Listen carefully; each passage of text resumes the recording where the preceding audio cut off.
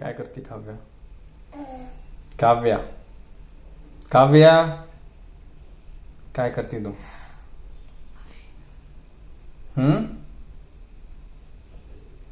काय झालं?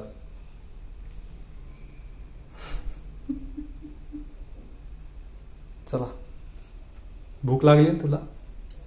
चला मग. काय